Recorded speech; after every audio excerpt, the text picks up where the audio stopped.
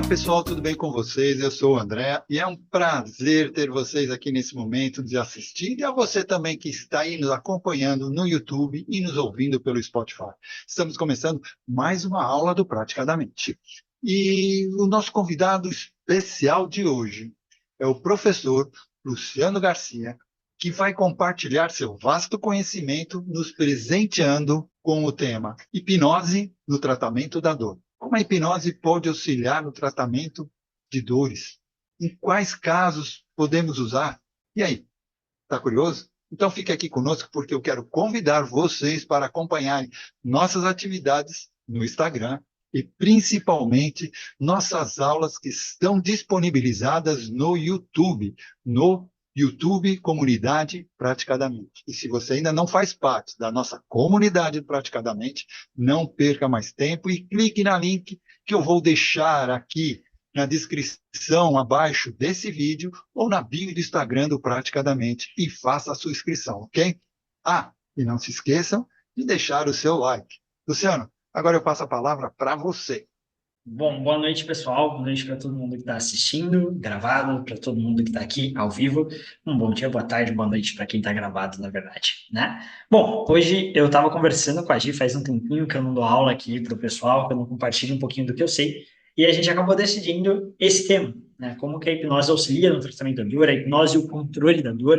Falar um pouquinho sobre dor com vocês, falar um pouquinho de como que a hipnose e a hipnoterapia pode auxiliar nesse processo das pessoas que estão sofrendo com isso. Nós sabemos que dores crônicas como enxaqueca, fibromialgia, dor do membro fantasma, tantas outras, são dores que incomodam muito as pessoas e fazem com que elas sofram demais. Então, espero que o que eu compartilhar hoje com vocês aqui possa ajudar bastante a conseguirem tanto melhorar na vida de vocês, quanto também nos atendimentos de vocês, certo?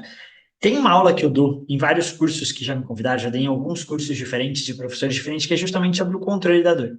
E naquela aula eu começo trazendo a definição do que é dor. E aí lá eu elaboro, eu trago a definição da parte da Organização Mundial do Estudo da Dor, eu trago várias definições, mas no final de contas eu trago a definição mais simples de todas, que é a que eu quero trazer para vocês, que é a definição que eu uso a partir do momento que eu construí essa base com os meus alunos, que é o quê? Dor nada mais é do que um alerta do teu corpo de que algo não está certo. A dor é um alerta do teu corpo de que algo não está certo. E, Luciano, estou sentindo dor no ombro. Significa que algo no meu ombro não está certo. Eu estou com uma tensão, eu estou com uma fadiga, eu estou lesionado, ou tomei uma pancada, algo aconteceu ali que ele não está correto. Esse é o primeiro conceito que eu quero que vocês saibam. Você tem que saber definir dor. Então, para mim, o conceito mais simples de todos é esse. E por que que eu acho tão incrível esse conceito? Porque, via de regra, quando a gente olha para a dor no nosso dia a dia, quando a gente olha para a dor no nosso âmbito das pessoas que nós convivemos, nós enxergamos a dor como algo muito negativo. Enxergamos a dor como algo a ser combatido. Todo mundo aqui, eu tenho certeza, já começou a sentir uma dorzinha, já foi lá pegou um Dorflex, um Advil, algum relaxante muscular e tomou para querer controlar aquilo. O que é natural até certo ponto. Mas se você olha para essa definição, você vê que a dor é só um alerta. A dor funciona exatamente como se a gente pudesse olhar para um alarme de incêndio. O alarme de incêndio só vai chegar aqui e vai estourar o barulho, fazer todo aquele barulhão, quando algo demonstrar que está com um perigo iminente, seja algo que está próximo a pegar fogo, seja algo que esteja pegando fogo. Então ele é extremamente útil. Você jamais desligaria um alarme de incêndio e deixaria ele sem funcionar, porque ele tem uma utilidade extremamente grande. Da mesma forma é a dor. Só que diferente do alarme de incêndio, nós queremos muitas vezes combater a dor. Então, esse é o primeiro conceito que eu quero que vocês tenham. Dor, ela é algo benéfico, ela ajuda a gente a sobreviver porque ela demonstra que algo não está errado. Daqui a pouco eu vou falar quando que isso deve ser combatido. O segundo conceito que eu gosto de trazer logo no começo é que a dor não é igual para todo mundo. Se eu pegar todo mundo, colocar uma caneta com 10 quilos em cima, ou seja, exatamente o mesmo artifício mecânico, uma pessoa não vai sentir nada, outra pessoa vai sentir uma dor de nível 2, outra vai sentir de nível 5, e talvez algumas pessoas sintam uma dor insuportável com aquilo. Luciano, como assim? Por que que a dor não é igual? Porque a dor é um processo que é um estímulo que teu corpo recebe, que vamos supor que a gente tivesse um termômetro de 0 a 10, que só vai ser ativado esse estímulo como dor quando ele passar de determinado ponto. Para algumas pessoas, esse ponto é muito baixo. É um ponto tipo 1, 2. para outras pessoas, esse ponto é muito alto, lá no 8, 9.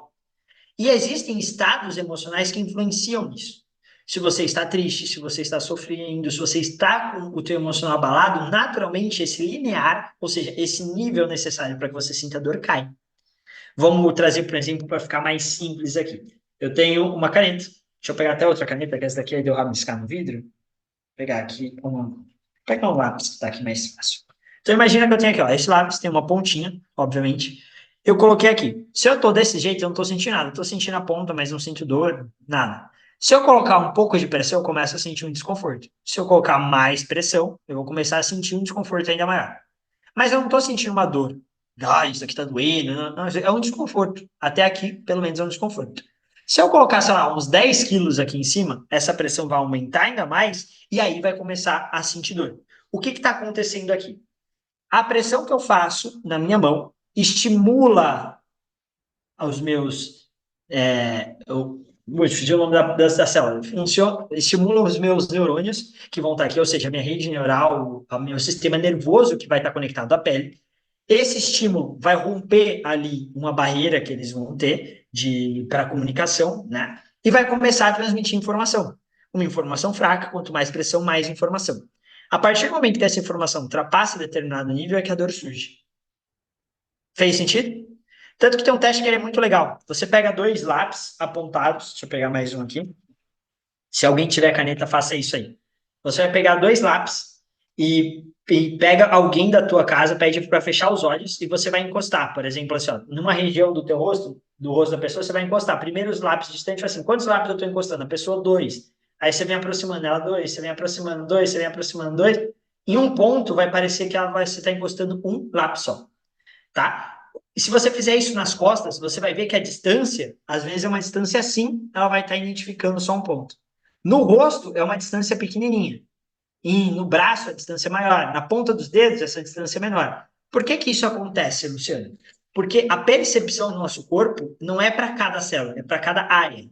Então, eu tenho um neurônio que está responsável por essa área, entre aspas, não é um neurônio só, mas eu tenho um processo do meu sistema nervoso que está responsável aqui, outro está responsável por aqui, outro está responsável por aqui. Em áreas mais sensíveis, como boca, ponta de dedos, esse espaço é bem pequenininho, porque eu tenho muito rede neural ali, eu tenho muito sistema nervoso cuidando daquilo. Por isso que eu tenho áreas que vão conseguir ter uma sensibilidade maior e áreas que vão ter uma sensibilidade menor. Essa sensibilidade maior, por que que ela sente mais dor? Porque ela tem mais neurônios. Então, um estímulo que eu faço lá atinge esse nível mais rapidamente, fazendo com que meu corpo perceba a dor mais rapidamente. Tá, Luciano, entendi. Eu entendi que dor é um alerta positivo. Eu entendi que dor é um processo que só acontece a partir de determinado nível e esse nível varia de pessoa para pessoa e de estado emocional. Aonde você quer chegar nisso? Eu quero chegar, porque se você, por exemplo, trabalhar com um atleta, eu sei porque atleta, porque eu convivi com atletas há muito tempo, eu já treinei, ainda treino muito. Atleta, ele demora mais para sentir dor. E ele vai sentir a dor numa intensidade muito menor. Um atleta de luta, de MMA, ele vai tomar um chute na perna que outras pessoas iriam para o hospital por conta daquele chute e ele vai continuar como se nada tivesse acontecido. Porque o linear de dor dele é maior, a resistência à dor é maior, o corpo dele demora mais para perceber a dor, precisa de uma intensidade de estímulo mais alta por uma questão de necessidade. Então, gravem isso, porque agora eu vou trazer o terceiro conceito, que eu já falei um pouquinho para vocês. Lembra que eu falei que o estado emocional influencia nesse nível de dor? Se eu tiver com mais tristeza, se eu tiver pior emocionalmente, eu vou sentir mais dor. Se eu tiver melhor emocionalmente, principalmente estados de raiva, estados que vão te impulsionar para o movimento, eles vão diminuir muito a tua dor. Agora a gente entra no que eu vou chamar de sofrimento. Toda dor que a gente sente vai ter um nível de dor, que é a resposta fisiológica, e o nível de sofrimento, que é a resposta emocional daquilo. Quanto mais eu desvincular a parte emocional, menor o nível de dor. Pensa que a minha dor física, quando eu faço isso daqui, ela, vamos supor, sabe, nível 1. Só que se eu começar a fazer, nossa, tadinho da minha mão, meu Deus, vai furar minha mão, ai, eu sou. Essa dor vai subir para um nível 5. Quatro desses níveis foram responsáveis pela minha questão emocional. Fez sentido até aqui? Ok. Luciano, tá bom, não entendi aonde você quer chegar, não entendi porque você está trazendo todos esses conceitos. Tudo que eu expliquei agora precisa de um estímulo físico para a dor sentir, né? Sim. E quando é uma dor de membro fantasma? não tenho braço e estou sentindo o braço. Não tem um estímulo físico que gera aquela dor. Não tem um braço ali. Por que que isso está acontecendo, Luciano? Dentro da ciência, a gente não tem um consenso científico, ou seja, a gente não bateu o martelo do porquê. Mas a gente vai ter três hipóteses que são mais legais, que eu utilizo e são práticas para se utilizar dentro da clínica. Primeiro, o teu cérebro ainda reconhece aquela parte do corpo. Ele entende que você ainda tem. Então eu perdi aqui, do meu cotovelo para baixo, não tenho mais braço. Pro meu cérebro, eu ainda tenho aquele braço. Só que toda vez que ele procura aquele braço, ele não acha, ele não encontra. Ele fala assim, opa, eu sei, eu tenho um braço, mas eu não estou sentindo aquele braço. Aí ele identifica isso como problema e dispara a resposta de dor. Lembra que eu falei que a dor é um alerta de que algo não está certo? Ele fala assim, ô, tá errado aí, dá uma olhada nesse teu braço. Ei, ô, tá ruim, olha lá. Segunda hipótese que também é muito legal. Essa daqui a gente não trabalha diretamente, mas ele vai falar que ao romper, ao ter um corte, você acabou lesionando o tecido do teu sistema nervoso e por ele não cicatrizar ainda, enquanto ele não cicatrizar, você vai continuar sentindo dor, porque ele está nesse processo de cicatrizar. Esse, para mim, não faz tanto sentido, porque tem gente que fica 10 anos com uma dor de membro fantasma. Me explica como algum tecido seu demora 10 anos para cicatrizar. Em 10 anos, você trocou boa parte do tecido do teu corpo. Para não falar que o teu corpo inteiro foi refeito, uma boa parte dele já foi refeito. Então, essa para mim é a que faz menos sentido. E a terceira, que também faz muito sentido para mim, é que o teu cérebro tem um apego emocional. E todo o sofrimento da perca daquele braço, da não aceitação daquela perca, faz com que você ative um nível de dor emocional naquele braço. Ou seja, ele dói por uma questão de sofrimento, não por uma dor física. Luciano, entendi. Eu entendi que existem níveis de dores diferentes. Quanto pior emocionalmente a pessoa tiver, ela mais vai sentir dor. E a dor é um alerta. Que numa questão de um membro fantasma, existem algumas hipóteses. Agora vamos transferir esse conceito que vocês entenderam para dores no geral. Toda dor que você for trabalhar vai ter uma origem física, ela vai estar tendo uma questão de querer se alertar para algo, criar o alerta para algo, e ela vai ter um nível de sofrimento. Luciano, estudei o dia todo. Melhor, Luciano, escorreguei na escada e caí de bunda no chão. Estou com meu cóccix doendo. Bati ele. Eu tive um elemento físico, uma pancada. Aquilo está doendo. Faz sentido? Sim. Além daquilo, essa dor está servindo como um alerta para mim tomar cuidado para não bater naquele lugar, porque ele já está danificado, ele já está machucado. Qualquer pancada ali vai ter uma intensidade, vai ter uma relevância ainda maior. E aí, eu posso bater aqui e continuar minha vida normal, sem me importar, ou eu posso ser aquela pessoa que vai sair falando para todo mundo: nossa, eu bati meu coque, você não acredita o quanto tá doendo. Não tô conseguindo nem me mexer direito. Aquela pessoa meio dramática. Ela vai estar colocando uma carga emocional ainda maior ali, e essa dor vai durar mais tempo numa intensidade ainda maior. Vai ficar ainda mais sensível. E isso a gente está falando com algo que tem uma origem física. Pode ser que essa origem física não exista, certo? Então, toda dor que a gente vai trabalhar, seja para controlar, seja para tratar, qual que é a diferença de controlar e tratar, Luciano? Controle é um controle na tua percepção de dor. Lembra que eu falei que as pessoas percebem dor de maneira diferente? Um atleta vai ter uma resistência maior, uma criança vai ter uma resistência menor à dor. Eu consigo, tudo isso é por conta da percepção, é a forma com que o cérebro daquela pessoa está treinado para perceber a dor. Como o atleta sente dor todo dia, praticamente treinando, ele se acostumou a conviver com a dor. Uma criança acabou de nascer, mal sabe o que é dor, então ela não aprendeu a conviver com aquilo ainda. Logo, vão ter proporções completamente diferentes, sem contar na questão físico-esquelética. Uma criança vai ter um físico-esquelético mais frágil do que um adulto, né? Então, entendendo isso, a gente sabe que controle de dor é eu mudar essa percepção. É eu falar para o teu cérebro assim, ó, tá vendo isso que você estava interpretando como 3 de dor? A partir de agora a gente vai interpretar como zero, ok? Aí tu cérebro, beleza, ele ajusta aquilo. Esse controle é muito bom para uma dor de cabeça, para uma lesão leve, para uma questão mais rápida, quando a pessoa tem consciência. Já tem aula minha no PDM ensinando uma série de técnicas e uma série de processos para vocês poderem controlar a dor. Só pesquisar, tem, acho que tem umas 2 ou 3 aulas onde eu ensino. Eu dou praticamente a aula completa, não é quase completa, que eu dou em cursos pagos, eu dei para vocês aqui. É só acessar e assistir. Obviamente, se tiver dúvida, depois pode conversar comigo. O tratamento, entretanto, é quando essa dor ela não é uma coisa que aparece, é uma coisa recorrente. Não é assim, nossa, Luciano, eu estudei e fiquei com dor de cabeça, eu caí e tive dor aqui. Não tem um evento que causa aquela dor, não tem um agente ali. Essa dor, ela é frequente. Ela pode ser uma enxaqueca crônica, ela pode ser uma fibromialgia, ela pode ser também, sei lá, uma dor de membro fantasma e tantas outras coisas que vocês podem ver aí, tá? Ou pode ser só aquela, nossa, Luciano, meu peito dói. Eu sinto uma dor aqui dentro do meu peito. Vai ser algo similar a isso também, tá? Quando a gente fala desse nível, dessa questão de tratamento de dor, quando a gente fala desse ponto, tem um alerta, tem uma questão que ela é muito interessante na minha visão, que todo mundo que eu converso, eu falo assim, como que você trataria isso? Ele vai falar assim, ah, Luciano, vou fazer uma regressão. Vamos lá, fazer uma regressão, vou achar a causa dessa dor. Na minha visão, não, eu, como já falei várias vezes, a regressão não resolve nada. Por que não resolve nada, Luciano? Porque quando você faz uma regressão, você acha uma memória. Essa memória pode ou não ter alguma relevância. Mas achar a memória não muda nada. O que vai mudar é a forma com que você trabalha essa memória. Então, a regressão é só uma forma de acessar uma memória para eu poder fazer um trabalho em cima daquilo, mudando como aquela informação está guardada no cérebro, por consequência, fazendo a pessoa evoluir no quadro dela. Então, eu posso fazer essa mudança de uma série de formas. Então, o que eu quero passar aqui para vocês nesse momento, por consequência, é como eu penso para fazer essa mudança. Porque se você entender como eu penso, você pode aplicar isso para regressão, para terapia de partes, você pode aplicar com um desenho para uma criança ou com qualquer outra forma que você quiser. Existem infinidades de técnicas aí, certo? O conceito, quando eu vou trabalhar com dor, eu uso esses três pilares que eu falei para vocês. Qual que é a origem física dessa dor? É uma pergunta que eu me faço e muitas vezes, às vezes, faço para o cliente. O que essa dor está alertando e qual o componente emocional dessa dor? Componente físico.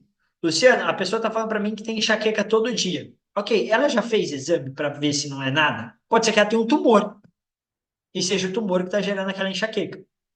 Ah, Luciano, que extremo. É extremo, mas pode acontecer. Então ela já olhou, ó, Luciano, não tem nada. Foi no médico, falou que é enxaqueca crônica, quando sentir dor, falou para ficar no escuro, colocar a coisinha ali na cabeça e esperar passar. Ah, bacana, ou seja, a parte física está tudo bem. Tem até estímulos fisiológicos, que ela está sentindo aquela dor, mas a parte física está bem. Zeramos. O que que essa dor está falando para a pessoa? Por que que essa enxaqueca acontece? Tem algum padrão?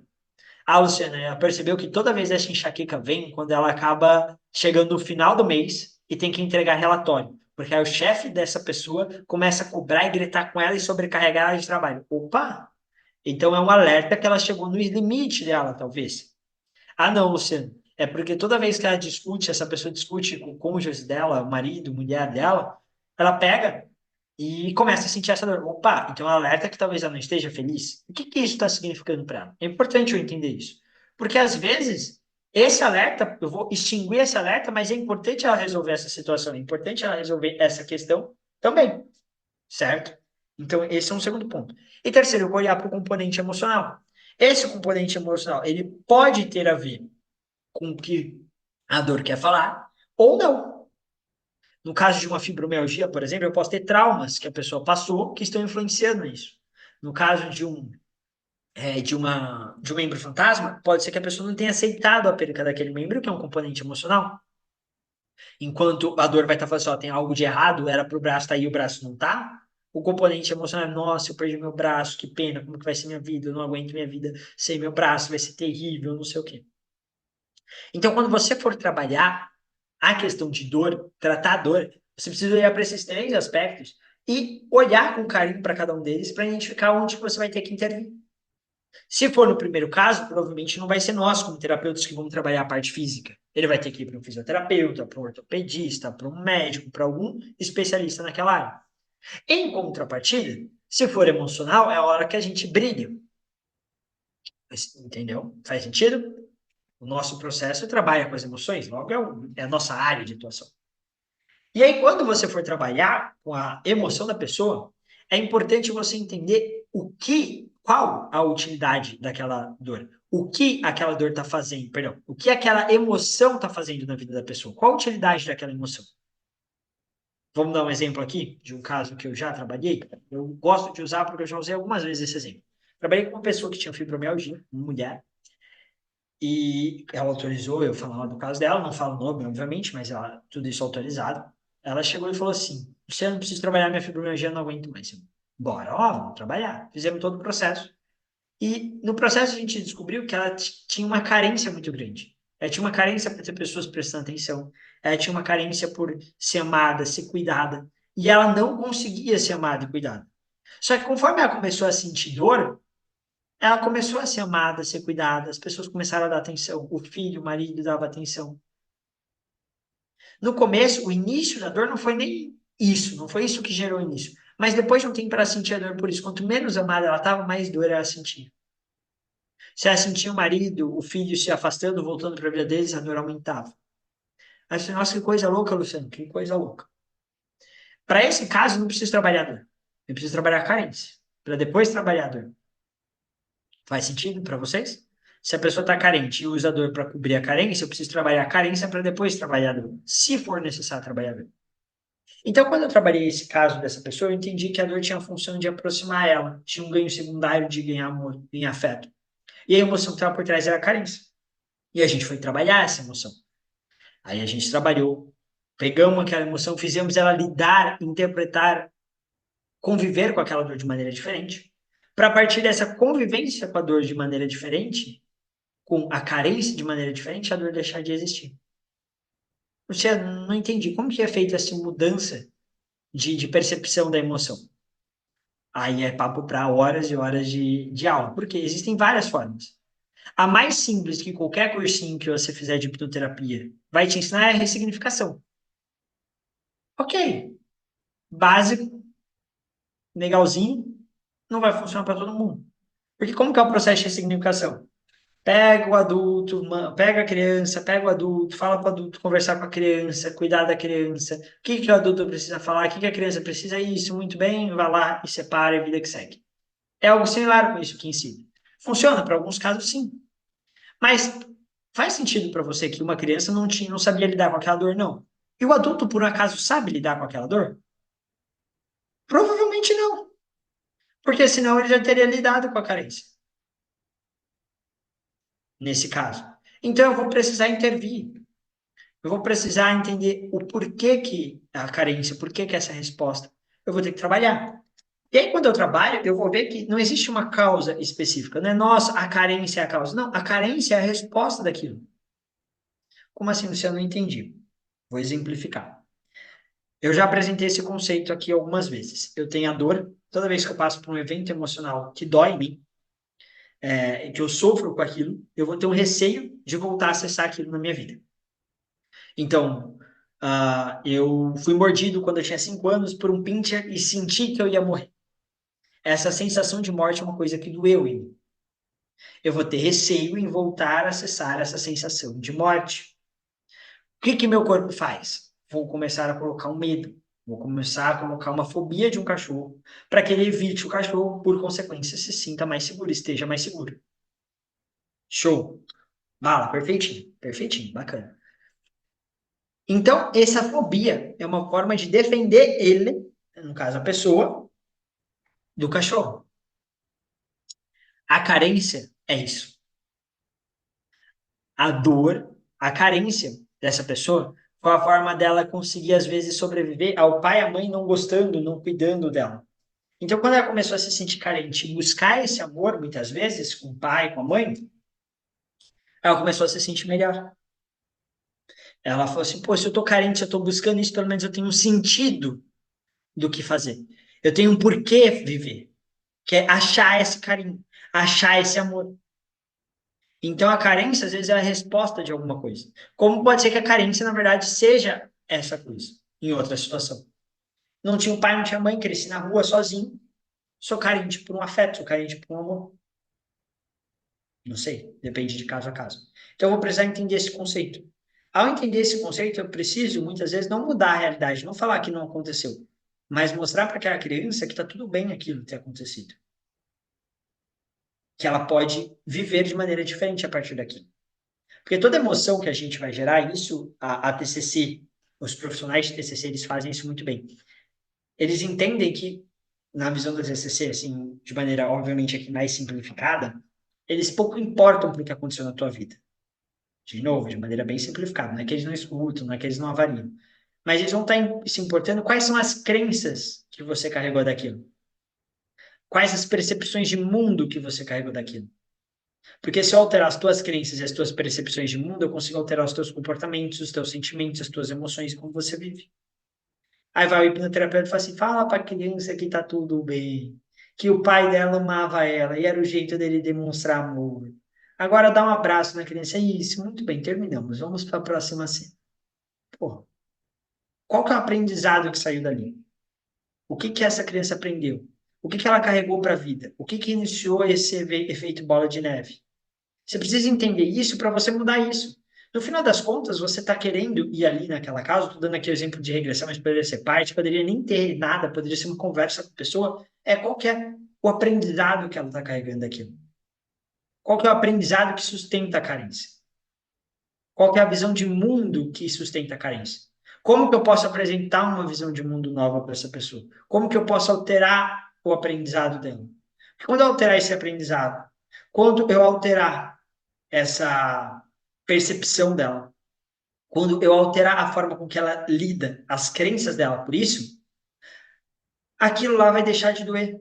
A carência vai deixar de existir. A dor daqui vai, no mínimo, diminuir muito. No mínimo, diminuir muito. Então, quando eu falo para terapeutas, eu estou falando para vocês. Estudem para vocês conseguirem fazer essa alteração de percepção, essa alteração de crença no teu cliente. Luciano, fui trabalhador. Trabalhei isso, entendi a parte física, entendi a função da dor, trabalhei a parte emocional. E agora? E agora você vai ter que ver a resposta. Essa dor zerou? Ela foi para nível zero? Ou essa dor ainda existe lá dentro?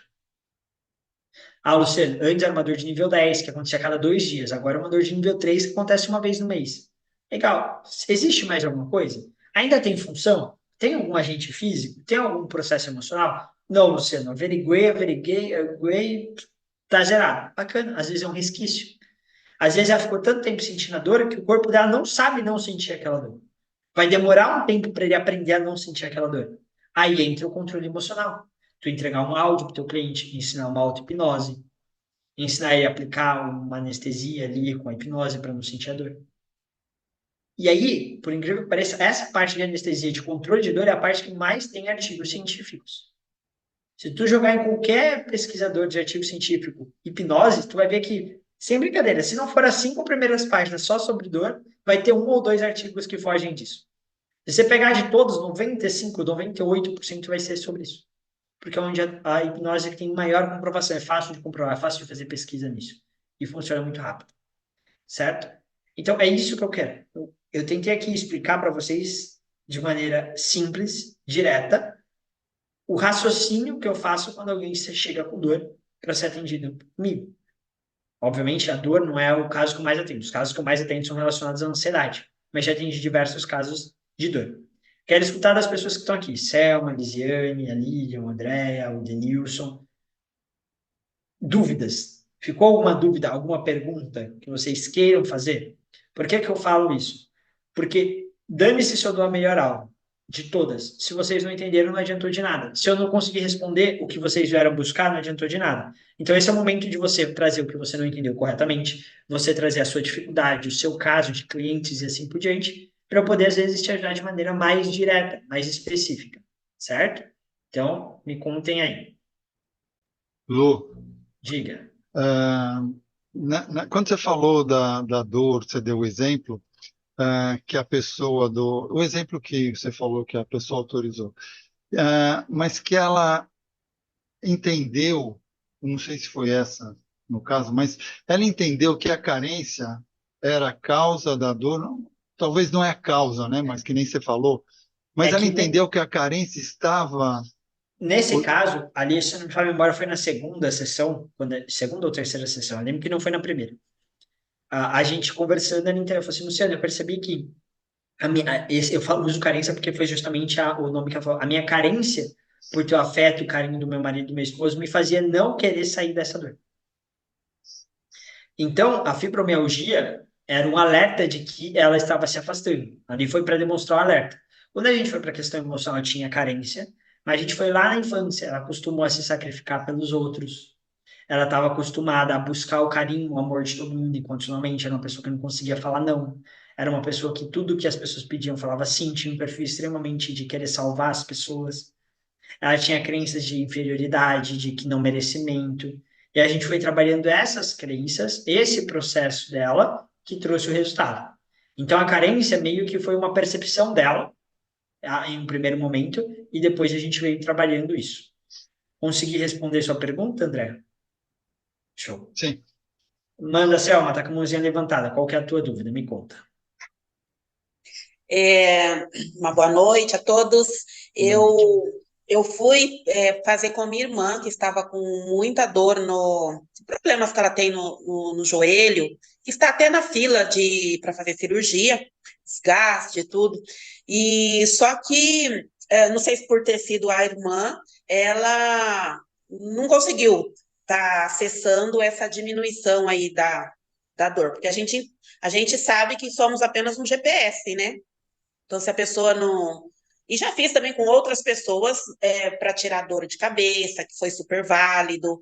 Na hora a pessoa percebeu que reduziu a dor de cabeça dela. Outras pessoas que tinham problema de bruxismo, também a terapia junto com a hipnose resolveu.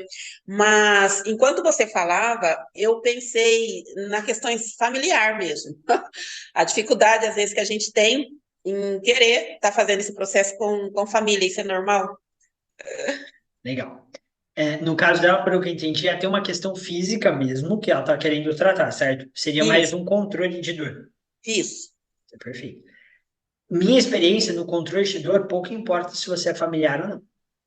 Ser familiar vai importar e vai ter uma relevância, e aí sim uma relevância um tanto quanto grande no tratamento. Porque no Uhum, tratamento a pessoa vai ter que se abrir com você. E talvez você seja a causa da dor da pessoa. Aí você foi uma pessoa tão boazinha a minha vida inteira, para você, você foi boazinha. Você não sabe pra outra pessoa como foi. Entendeu? uhum, Fato é que você pode ser a causa da dor da pessoa ali.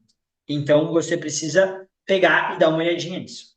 Como você está falando para mim de controle, eu vou trazer duas hipóteses, que para mim são as duas mais possíveis. Ou você não aplicou corretamente a técnica, tá? uhum, Ou a questão física dela é muito latente. Como assim, Luciano? É uma coisa que é muito perigosa para ela. uhum, Então, o corpo dela não aceita não sentir aquela dor. Seria algo similar a isso. uhum, O que é mais comum nesses casos? Ela para de sentir a dor 3, 4, 5 minutos depois volta a dor. Então, diminui pouco, vai e volta. Você vai ficar o dia inteiro aplicando, tá? Para uhum, o primeiro caso, eu te indicaria assistir as minhas aulas sobre controle de dor, porque lá eu destrincho várias técnicas. Tem uma aula que eu só ensino uma técnica, que é o hipnoflash, se eu não me engano. Eu conto a história do hipnoflash, que é uma das técnicas mais rápidas para o controle de dor que eu conheço. E ensino uhum, os conceitos que estão por trás para você poder adaptar e assim por diante. E porque ali você vai conseguir olhar para suas técnicas e ver se tu está aplicando corretamente. Controle de entendi. dor, muitas vezes, você não precisa nem de um transe formal, você não precisa fazer uma indução Uhum, de Dave Elman, nem nada disso, tá? E aí, beleza, Luciano, fiz isso, tá tranquilo, tal, consegui. É o segundo caso. O que que eu posso fazer? Nesse caso, eu faria um processo um pouquinho mais elaborado. Eu começaria usando o estado de desdém para conseguir um relaxamento muito profundo, para conseguir uma diminuição muito rápida e profunda da dor, para a partir disso ela conseguir já se sentir melhor. Depois eu começaria um processo de treinar o cérebro dela, aí eu usaria um processo formal, imaginação guiada, metáfora, alguns processos, até ensinar ela a controlar o processo da dor dela. Até ela achar o caminho de falar para o cérebro dela, tá tudo bem não sentir dor. Ela não vai correr, ela não vai viver normalmente com essa dor no joelho e se machucar, ela vai tomar cuidado. E aí, a uhum, partir disso, eu ensinaria tudo isso para que ela consiga fazer em auto-hipnose. Porque em auto-hipnose, ou às vezes com gatilho, com uma âncora, para que aos poucos aquele espaço de 2, 3 minutos vire 5, 10, 15, meia hora, uma hora, e ela consiga se auto-aplicar ao longo do dia, quando necessário, certo? uhum, E aí, se tivesse algo mais específico, por exemplo, você tem dificuldade para dormir, aí eu gravaria um áudio mais específico para aquela situação. Eu digo no sono porque é o mais comum, a dor começar a doer quando você deita na cama e impedir você de dormir. Não sei se é o caso uhum, dela, certo? uhum. Sim. Desses dois casos, qual que você imagina que faça mais sentido no caso da tua irmã? Uma questão que talvez seja mais a questão técnica ou mais a questão da dor ir e voltar e o corpo não aceitar isso? Eu, assim, acredito que seja a dor do corpo não aceitar. Tá. Me conta como que foi o processo que você fez para controlar a dor dela, para eu entender o que que você usou, por favor.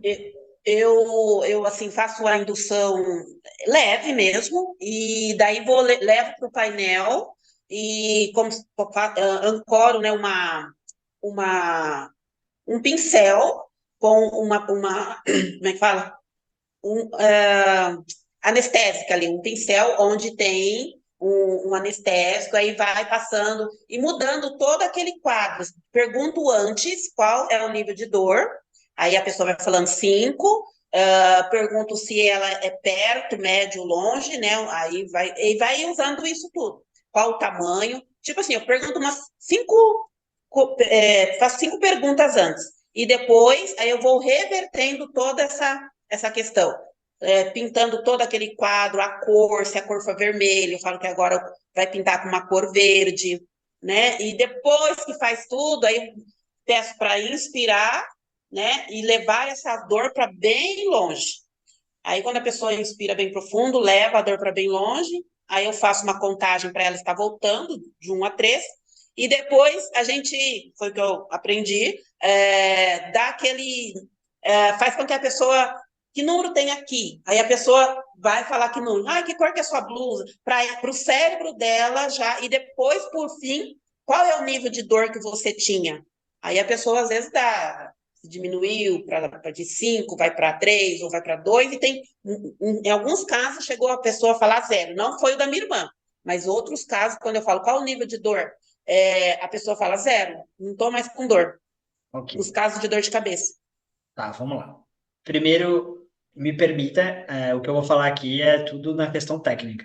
Tá? Não Sim. estou falando nem do teu professor, porque eu não sei quem que te ensinou, nem de você diretamente. Uhum. Primeira coisa que eu corrigiria, eu não usaria a palavra volta, porque para voltar eu tenho que ter ido para algum lugar, tá? Uhum. Estou te falando isso porque, como professor, é uma coisa que eu corrijo muito dos meus alunos, que vivem falando voltar. E eu já tive clientes que chegavam e falavam assim, Luciano, eu vou voltar?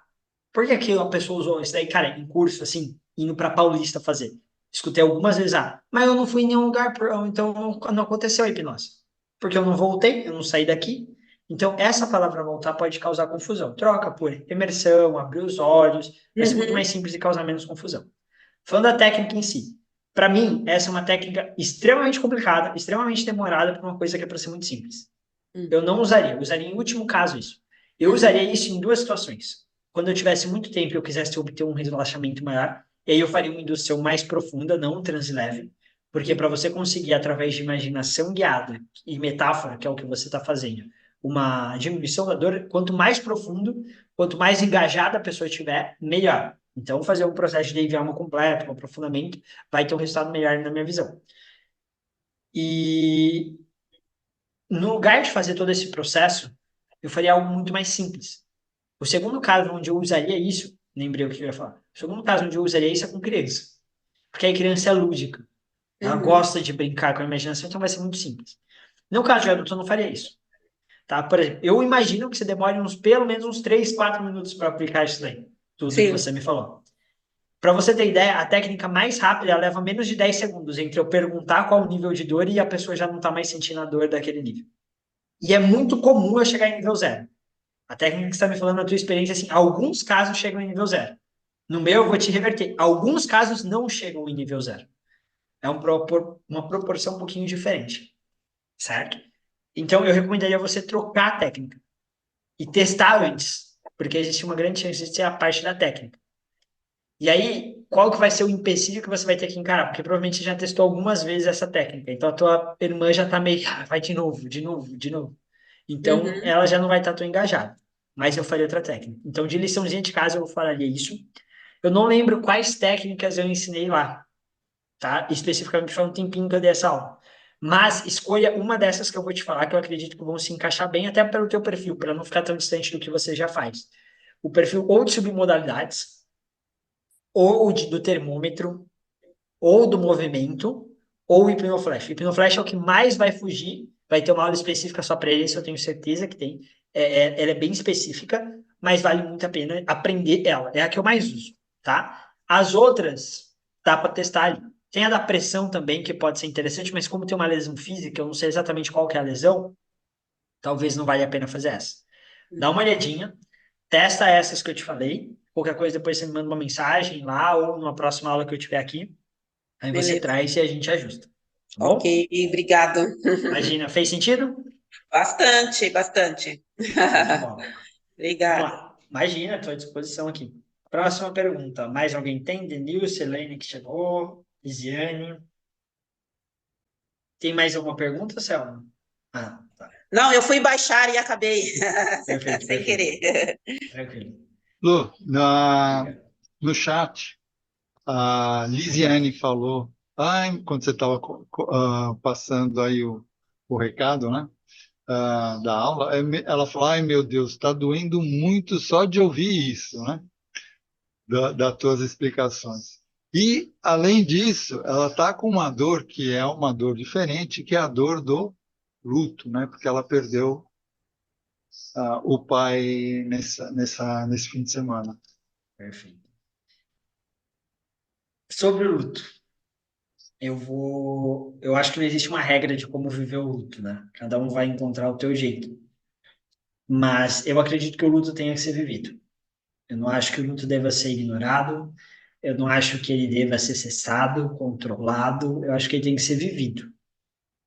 O luto, a gente só vai viver um luto, realmente um luto grande, né? Mini lutos, ai, quebrei meu celular, 5 minutos depois eu tô bem. São mini lutos que a gente vai passar na vida.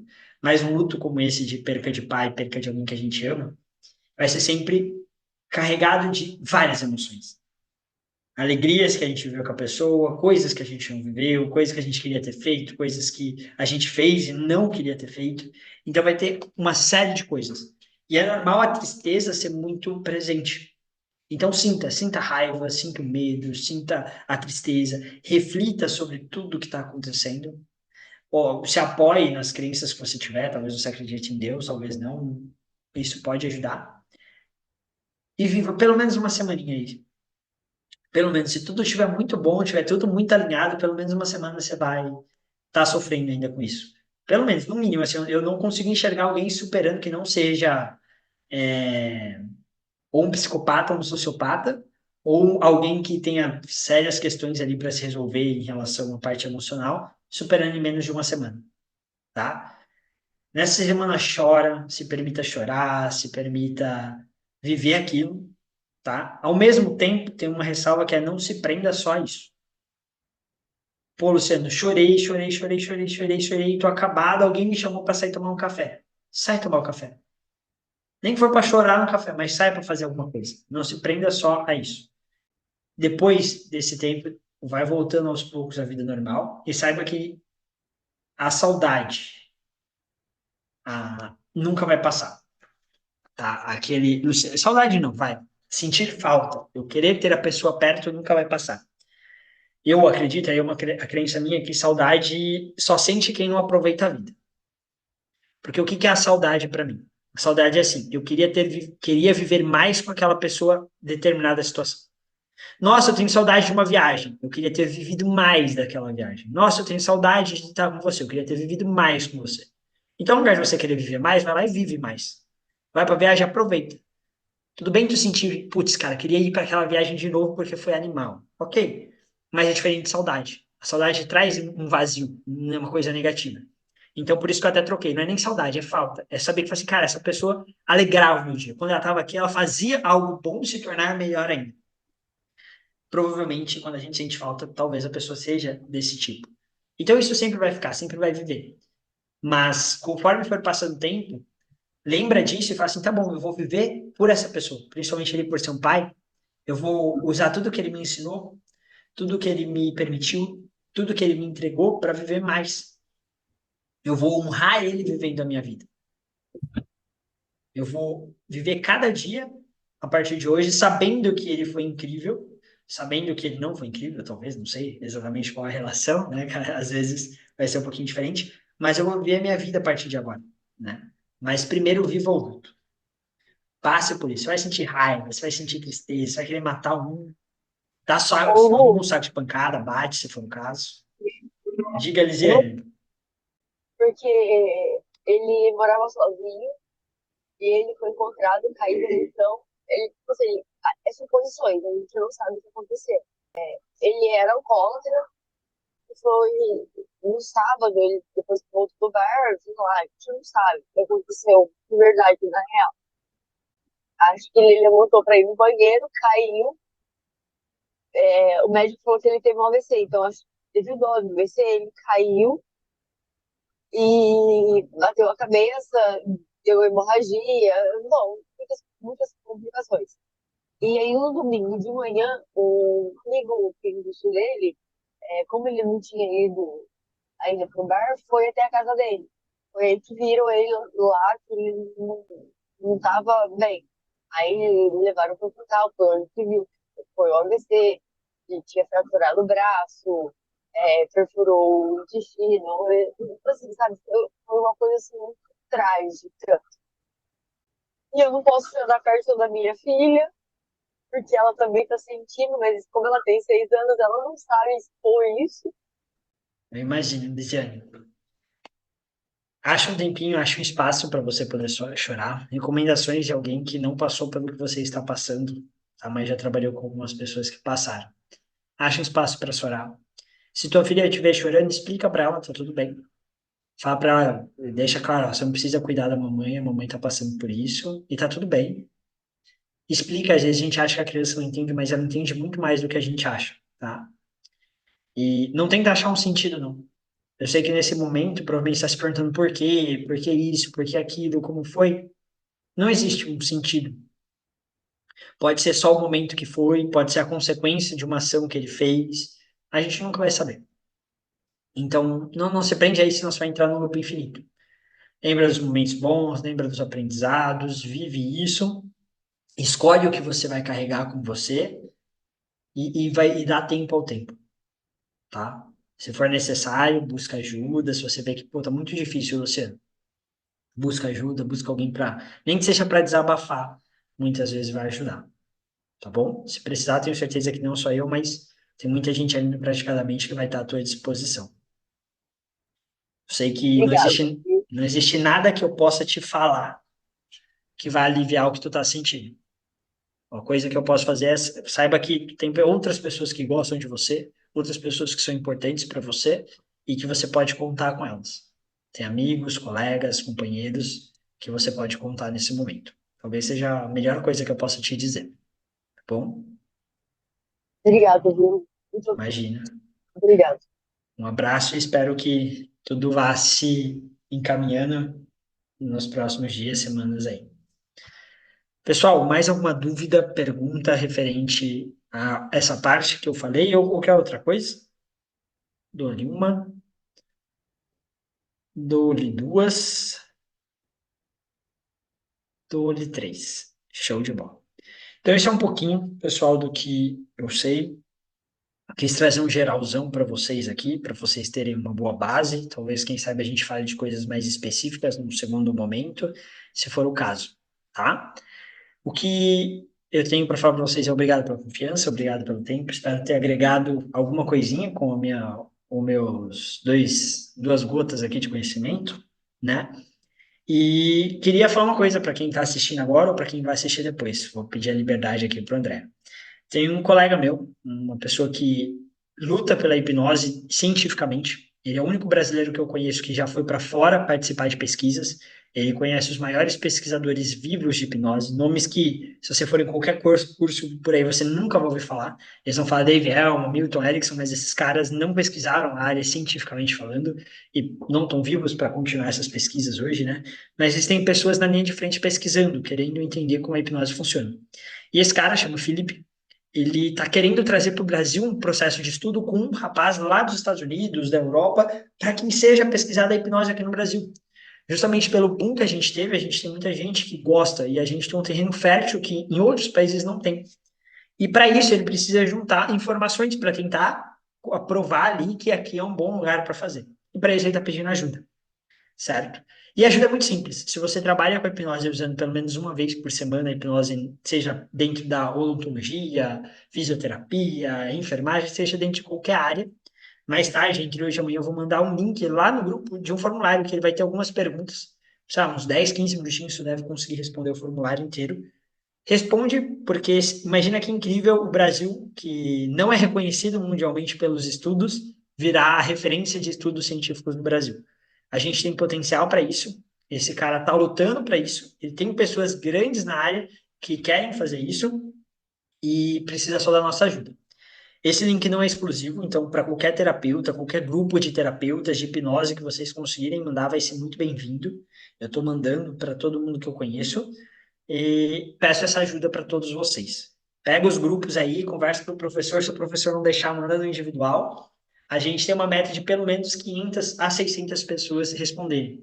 Com esse número, a gente tem quase garantido que ele vai conseguir ter a base que ele precisa para iniciar aqui. Tá? Então, vai ser artigo científico mesmo. Artigo científico de qualidade. Não vai ser digitar meia dúzia de palavras numa folha e publicar. Ele vai fazer um estudo bacana, que ele quer estudar de como que a hipnose vai agir em depressão, como que a hipnose vai agir em ansiedade.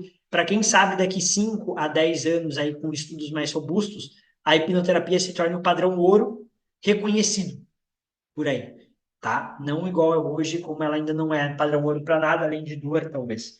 Então, não pela ineficácia, mas pela falta de estudos. Então, quero contribuir um pouquinho para isso acontecer e peço a ajuda de todos aqui e todos que vocês conseguirem trazer para essa causa.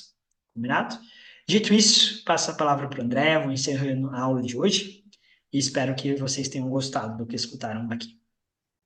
Perfeito, Lu. E olha, Luciano, eu vou pedir para você depois passar esse link para mim, que eu vou deixar na descrição desse vídeo. Se o pessoal que assistir o vídeo quiser esse link, vai estar aqui na descrição do vídeo, tá? Então, fica até mais fácil também. E depois a gente põe lá nos grupos, tá? Pessoal, então é isso. Tivemos mais uma aula aqui sensacional com nosso querido Luciano Garcia Júnior. E o Praticadamente agradece imensamente a esse nosso professor. Tá? Lembrando a todos que entrem e sigam o Instagram do Praticadamente, que assim vocês irão receber os comunicados das nossas próximas aulas que vamos ter por aí. Tá? Não se esqueçam também de se inscrever na comunidade, no YouTube da comunidade do Praticadamente. É outro YouTube, não é o mesmo do Praticadamente, ok, pessoal? Entenda isso. É comunidade Praticadamente, tá? E, em nome do Praticadamente, a gente agradece a todos que estavam aqui presentes ao vivo, ao nosso querido professor Luciano Garcia, e para continuarmos evoluindo, eu convido a todos a interagirem conosco, deixando seus comentários, sugestões e feedbacks. Isso é muito importante para que possamos melhorar e fazer e trazer, né, o melhor conteúdo para vocês. Não se esqueçam de curtir, compartilhar, de se inscrever em nossas redes sociais. E assim, juntos, podemos fazer a diferença e transformar a vida das pessoas. Então, vamos nos despedindo e a gente se encontra na nossa próxima aula do Praticadamente. Até lá, pessoal!